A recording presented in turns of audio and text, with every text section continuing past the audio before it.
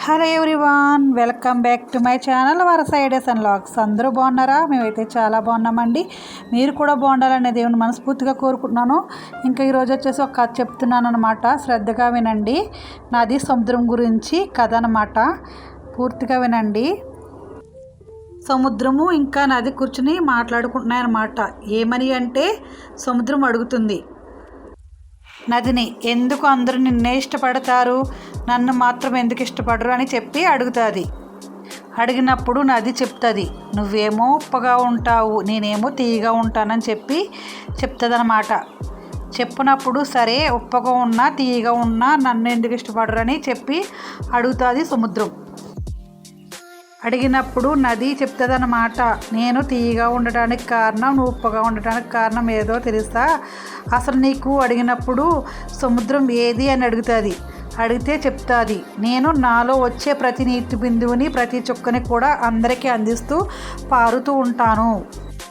నీ దగ్గరికి ఎన్నో నదుల నుంచి ఎక్కడి నుంచో వచ్చే ప్రతి నీటిని కూడా నువ్వు నీ గర్భంలో దాచుకుంటూ ఉండిపోతావు కాబట్టి అవి ఉప్పుగా మారి మిగిలిపోతున్నాయి. నేను మాత్రం నాలో వచ్చే ప్రతి నీటి చుక్కని అందరికీ పంచుతున్నాను కాబట్టి తీపిగా ఉంటూ అందరి ప్రేమ అభిమానాన్ని పొందుతున్నాను అని చెప్పింది నది. సముద్రానికి చెప్తుందన్నమాట. అప్పుడు ఈ సముద్రానికి అర్థమైంది ఏంటి అంటే, సముద్రంతో పాటు మనం అర్థం చేసుకోవాల్సింది అంటే మనం మనుషులమి. ఏం అర్థం చేసుకోవాలంటే, ఎట్లయితే ఈ సముద్రం తనలోని అన్నిటినీ దాచుకుని ఉప్పుగా మిగిలిపోతూ ఎవరికీ ఉపయోగపడకుండా ఉంటుందో, మనం మనుషులం కూడా. అది ఏదైనా కానీ అవనివ్వండి, మాటో డబ్బో సాయమో ఏ విధంగా అయినా కానీ, ఒక సహాయం అంటే మనిషికి ఏదో చేయాలని కాదు, మనలో ఆలోచన అయినా ఏదైనా సరే ఒకరికి ఉపయోగపడేట్టు ఉండాలి.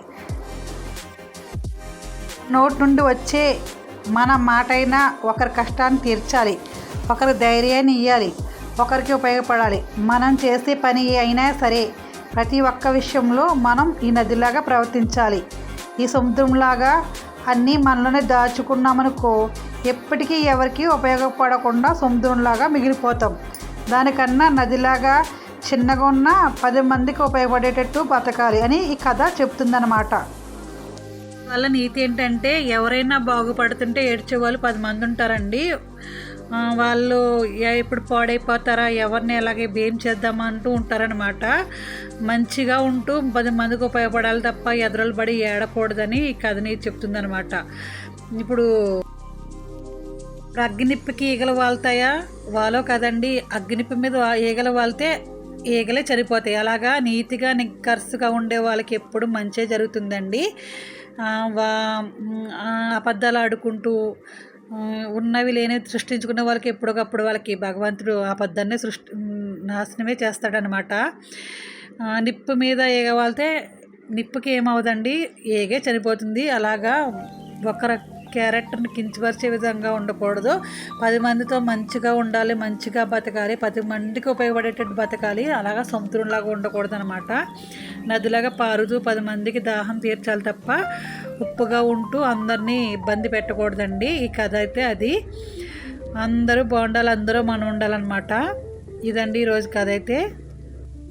ఒకరిది లాక్కుని తినేవాడికి ఎప్పుడు కడుపు నిండదు, ఇంకొకరితో పంచుకుని తినేవాడికి ఎప్పుడు ఆకలి ఉండదు.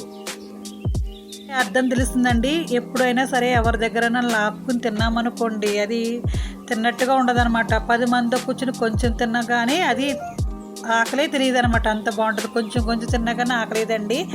లాక్కుని ఎక్కువగా తిన్నా కూడా అది కడుపు నిండదన్నమాట. ఇప్పుడు ఒక ధర్మ సందేహం చెప్తున్నానండి.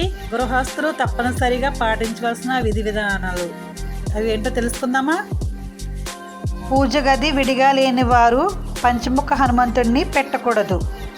హనుమంతుడి ఫోటో కానీ విగ్రహం కానీ ఏది పూజ గది విడిగా లేని వారు ఉంచకూడదు. సూర్యుడి విగ్రహం ఇంట్లో పెట్టకూడదు. ఆయనే ప్రత్యేకంగా కనిపిస్తారు కాబట్టి నేరుగా నమస్కరించుకోవాలి.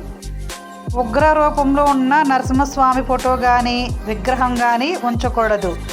లక్ష్మీ నరసింహ యోగ నరసింహ లేదా ప్రహ్లాద అనుగ్రహ నరసింహస్వామి ఫోటో పెట్టుకుని పూజ చేయొచ్చు.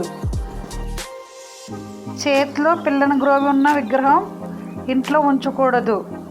కృష్ణుడి విగ్రహం ఆవుతో ఉన్న ఫోటో కానీ చిన్న పరిమాణంలో విగ్రహం కానీ ఉండొచ్చు. లక్ష్మీదేవి విగ్రహం ముందు కానీ ఫోటో ముందు కానీ ఒక చిన్న గిన్నెలో వెండి అయితే మంచిది, బియ్యం, అందులో కొన్ని గవ్వలు వేసి ఉంచాలి. లక్ష్మీదేవి సముద్రంలో పుట్టింది కాబట్టి గవ్వలను లక్ష్మీదేవి స్వరూపంగా భావిస్తారండి. ఉప్పును కానీ గవ్వనే ఒక గిన్నెలో వేసి పెట్టుకోవాలన్నమాట. చిట్టి గవ్వలన్నమాట. ఇవి పూజ దగ్గర పెట్టుకుంటే చాలా మంచిది. ఇదండి రోజు ధర్మ సందేహాలు. ఏమైనా డౌట్లు ఉంటే కామెంట్ సెక్షన్లో కామెంట్ చేయండి. ఇవన్నీ కూడా మా అమ్మమ్మ గారు మాతో షేర్ చేసుకున్న విషయాలు అనమాట. అదండి ఈరోజు. ఇంకా మ్యూజిక్ యాడ్ చేస్తాను, చూస్తూ ఉండండి. థ్యాంక్ యూ ఫర్ వాచింగ్ మా ఛానల్ అండి. బాయ్ అండి. రేపు ఇంకొక వీడియోతో మళ్ళీ మేము ముందుకు వస్తాను.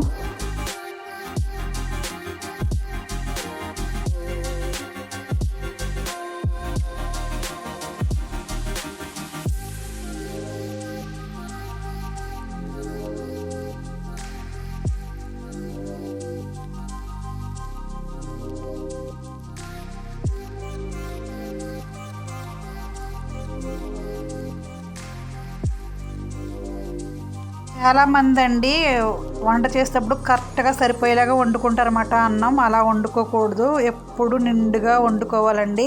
ఒక మనిషి సరిపోయే అన్నమైనా ఉండాలి. అది ఉన్నా పర్లేదండి, ఎప్పుడు ఊడ్చుకొని తినకూడదు అనమాట. అష్టదరిద్రాలన్నీ ఆ ఇంట్లోనే ఉంటాయి. ఏదో రూపంలో ఇబ్బంది పడుతూ ఉంటారు అనమాట. పిసినారితనంగా అసలు ఉండకూడదండి. ఎప్పటికప్పుడు కొంచెం బియ్యం ఎక్స్ట్రా వేయాలి. ఎవరికైనా అన్నం పెట్టినప్పుడు ఎక్కువ అలా ఆకలి తీరేటట్టు పెట్టాలన్నమాట. అర్ధాకలిగా పెట్టకూడదు. అలా ఆకలితో బాధపడుతుంటే ఆ పాపం వాళ్ళకే తగులుతుంది. ఇప్పుడు కాకపోయినా తర్వాత కూడా ఇబ్బంది పడతారనమాట. వాళ్ళకి ఇబ్బంది పడతారు. ఎప్పుడు కూడా ఎవరికైనా అన్నం పెట్టినప్పుడు వాళ్ళకి శుభ్రంగా తినాలి. అన్నదాత సుఖీభవ అనమాట. కొంచెం పెట్టి లేదనేసి వదిలేయకూడదండి. అది ఎంతో పాపం అనుభవించుకుంటారనమాట. ఎప్పుడైనా సరే ఎవరికైనా అన్నం పెట్టినప్పుడు కడుపు నిండా పెట్టండి. వాళ్ళు ఆనందంగా ఆకలి లేకుండా ఉంటే మీకే మంచిదనమాట. అంతేగాని పిసినారితనంతో వాళ్ళు ఎలా తిన్నారు వీళ్ళు ఎలా తిన్నారు, వాళ్ళకి పొట్ట వచ్చేస్తుంది వీళ్ళు పొట్ట వచ్చేస్తుంది అన్నారనుకోండి, మీకు తర్వాత ఇబ్బంది పడతారు. మీకు పొట్ట కాదు కదా, వాళ్ళ తత్వమే అంతా. తిన్నా వాళ్ళకి పొట్ట వస్తుంది, తినకపోయినా పొట్ట వస్తుంది. సన్నంగా ఉన్న వాళ్ళు ఎన్ని తిన్నా కూడా పొట్ట రాదనమాట. వాళ్ళకి ఏం తిన్నా నోట్లో చెరువైపోద్ది. లావుగా ఉన్న వాళ్ళు ఒక ముద్ద తిన్నా ఎంత పొట్టలాగా ఉంటారనమాట. ఎప్పుడు నిండుగా పెట్టండి భోజనం. ఎవరు పెట్టినా కానీ అర్ధాకులతో పెట్టకండి. వాళ్ళు ఆనందంగా హ్యాపీగా తినేసి అమ్మయ్య కడుపు నిండింది అనుకున్నారనుకోండి, మీకు బాగుంటుంది. వాళ్ళు ఏడుతూ ఉసురుమంటూ ఉన్నారనుకోండి, మీకే ఇబ్బంది. మీరు ఇబ్బందులు పాలవుతారు. ఎప్పుడైనా అన్నం పెట్టినప్పుడు శుభ్రంగా బాగా పెట్టండి. ఒకరికి పెట్టినా ఇద్దరు పెట్టినని. అది ఊడ్చుకున్నట్టుగా ఊడ్చేసుకోకూడదండి గుండుగా. ఇప్పుడు అన్నంలో కొంచెం ఇంట్లో ఉండాలి. అది ఏమైనా కానీ ఉంచుకోవాలి. ఇదండి రోజు video. Thank you for watching my channel. Bye అండి.